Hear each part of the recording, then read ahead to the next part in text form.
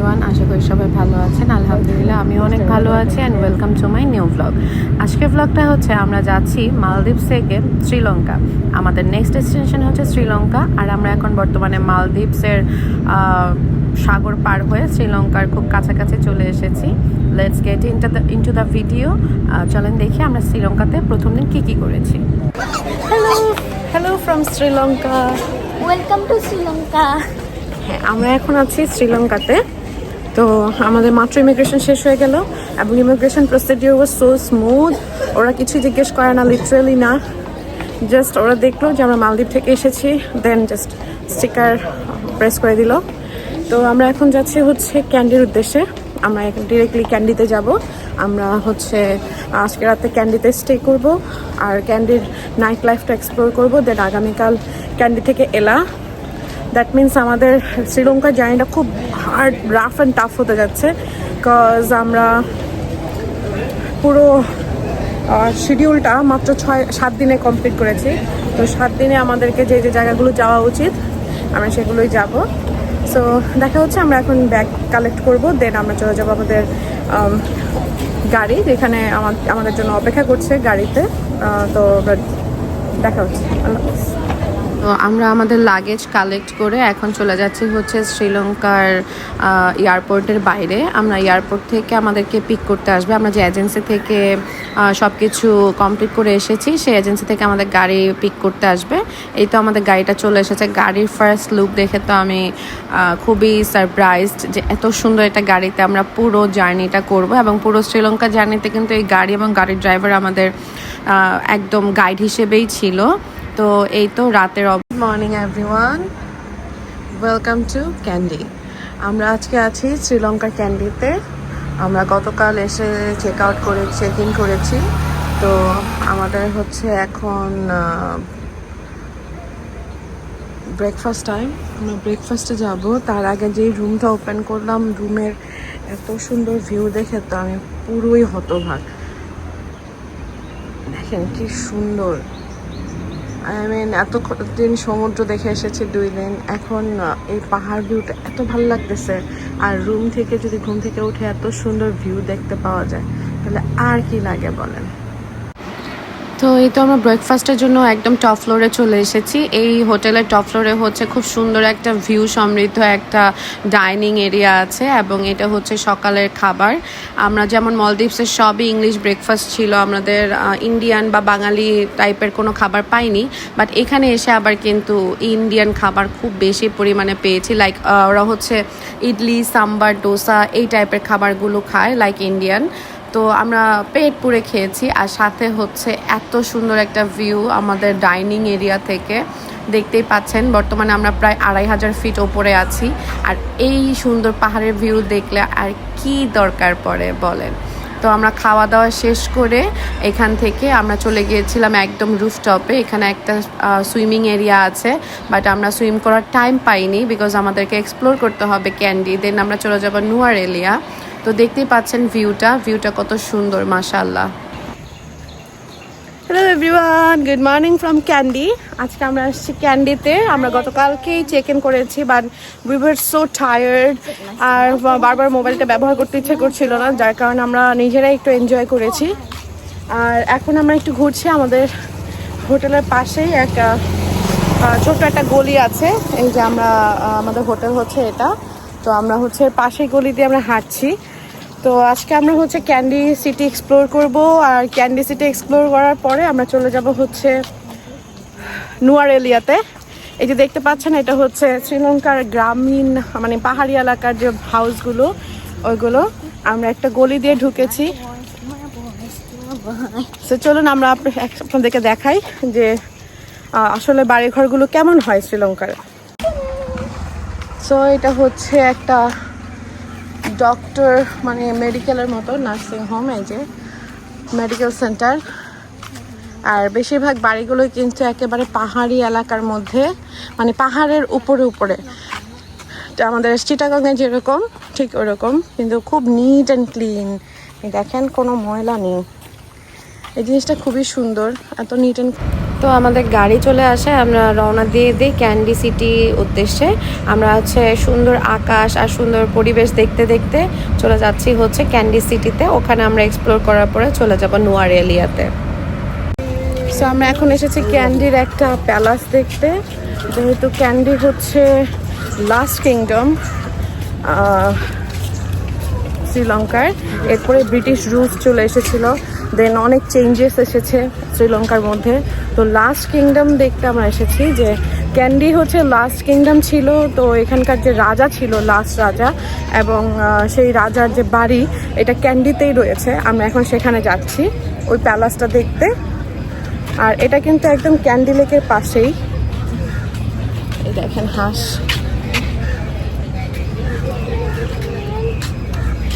এটা হচ্ছে শ্রীলঙ্কান হাঁস। আর পাশেই লেক, ক্যান্ডি লেকটাও এখানে। আর এখানে হচ্ছে প্রচুর ফুল, হোয়াইট কালারের, এটা মনে হয় পদ্ম। এটা এই দেশের পূজা করার জন্য ব্যবহৃত হয়। আচ্ছা, আমি আপনাদেরকে দেখাচ্ছি। No need. For the video. Yeah, okay. Aiba, come.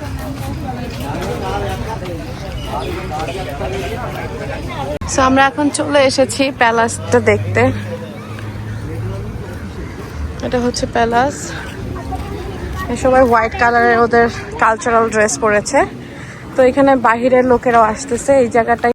So আপনাকে যদি এই টেম্পল প্লাস হচ্ছে প্যালাস যদি ঢুকতে হয়, তাহলে আপনাকে 3000 শ্রীলঙ্কান রুপি আপনাকে দিতে হবে। দ্যাট মিনস বাংলাদেশে হয়তো 1200 টাকার মতো। সো আমরা ঢুকে গেছি। এই হচ্ছে টেম্পলে ঢোকার ওয়ে। This is the প্যালাস। আমরা ঢুকে যাচ্ছি হচ্ছে আমাদের শেষ রাজার, শ্রীলঙ্কার শেষ রাজার যে প্যালাস ছিল তার মেন ফটকে। তো এই যে দেখতেই পাচ্ছেন মেন ফটকটা, এখন বর্তমানে এই প্যালাসটা তৈরি হয়েছে মন্দিরের জন্য, রক্ষণাবেক্ষণ করা হচ্ছে। এবং মন্দিরে কোনো বিশেষ আয়োজন ছিল, সেই আয়োজন আজকে হচ্ছে। আমি ঠিক জানি না কিসের প্রোগ্রাম এটা, বাট প্রচুর মানুষ এখানে আমরা দেখতে পেয়েছি। আর এইটা যে প্যালাসটা ছিল শেষ রাজার, তারপরেই তো ডাচ এবং ব্রিটিশরা এসে রুল করা শুরু করলো।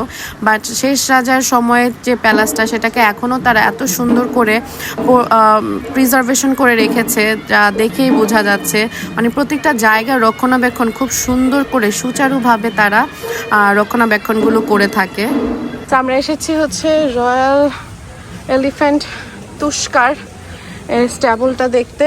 এটা হচ্ছে রাজাদের আমলের শেষ বংশধর এটা। তো দেখতে পাচ্ছেন এটা বয়স অনেক হয়ে গেছে, আর এটাকে বেঁধে রাখা হয়েছে। এটাই হচ্ছে ওর স্ট্যাবল। এখানে ওকে গোসল করানো হয়, যদি এখন ওকে গোসল করানো হবে না, যেখানে ওকে গোসল করায়। এটা হচ্ছে মানে যেহেতু শ্রীলঙ্কার লোকেরা সবাই বৌদ্ধ ধর্ম বিশ্বাসী, তো তাদের যে লাস্ট রাজার প্যালেসটা ছিল এটা। আর এটা এখন বর্তমানে, এটাও হচ্ছে প্যালাসই, যেটা এখন বর্তমানে মন্দির হিসেবে ব্যবহৃত হচ্ছে। আর এটা ব্যবহৃত হচ্ছে মিউজিয়াম হিসেবে, ওয়ার্ল্ড বুদ্ধিজম মিউজিয়াম। তো আমরা যেহেতু সময় আমাদের কম আর মুসলিম ধর্ম বিশ্বাসী আমরা এখানে আমরা এখানে হচ্ছে বেশি সময় নষ্ট করলাম না। আমরা জাস্ট এখানকার যে স্ট্রাকচারগুলো সেগুলো দেখলাম। এখানেও আছে দেখেন middle palace, this is called middle palace. এগুলোর ভেতরে ঢোকা যায়, আমরা যেহেতু টিকিট কেটেছি, কিন্তু আমাদের সময় স্বল্পতার কারণে আমরা এই মুহূর্তে এটার ভেতরে যাব না। বাট স্ট্রাকচারগুলো খুব সুন্দর করে স্ট্রাকচারাল বিল্ডিংগুলো তৈরি হয়েছে। আমরা এখন বাহিরের দিকে চলে যাচ্ছি।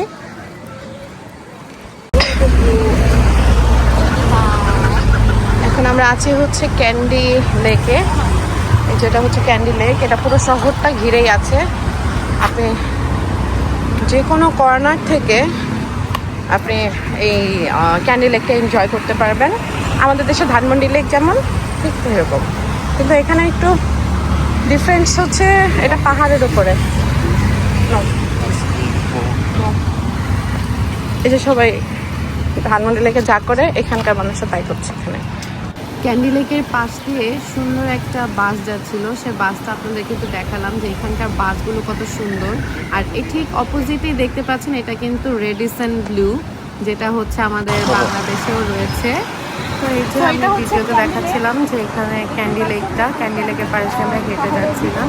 আর ক্যান্ডি লেকটা চারপাশ ঘিরেই যেন অনেক গাছ, একেবারে ঠিক আমাদের ধানমন্ডি লেকের একটা ফ্লেভার দিচ্ছে। আর হচ্ছে পাশে তো রেডিসন ব্লু,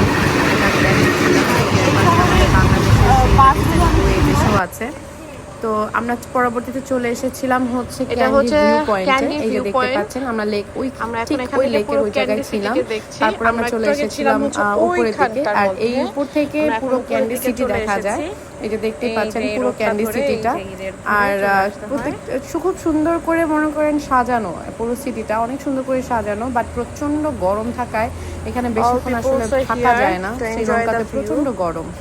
তো এই তো আমরা ক্যান্ডি সিটি এক্সপ্লোর করে ফেলেছি, এখন চলে যাচ্ছি হচ্ছে নুয়ারেলিয়ার দিকে। তো ক্যান্ডি সিটি দেখে আমাদের আসলে নুয়ারেলিয়ার পথে যেতে অনেক সময় লাগবে, তাই আমরা সকাল সকাল রওনা দিয়ে দিয়েছি। আর এই তো আমরা ধীরে ধীরে উপরের দিকে উঠে যাচ্ছি, দেখেই বুঝতে পারছেন। নুয়ারেলিয়া হচ্ছে শ্রীলঙ্কার সব থেকে উঁচু একটা সিটি। নুয়ারেলিয়া হচ্ছে শ্রীলঙ্কার সি লেভেল থেকে 6,500 ফিট ওপরে সিটিটা। এই যে আমরা উপরের দিকে উঠে যাচ্ছি খারাপভাবে, একদম বোঝা যাচ্ছে। আর যত উপরে উঠছিলাম গরম তত কমে আসছিল, ঠান্ডা তত বাড়ছিল। একদম মানে আনএক্সপেক্টেড একটা আমরা ওয়েদার পেয়েছি, যে যতই উপরে উঠছি ঠান্ডা বাড়ছে, মেঘ বাড়ছে, আর হচ্ছে ধীরে ধীরে টেম্পারেচার কমে যাচ্ছে।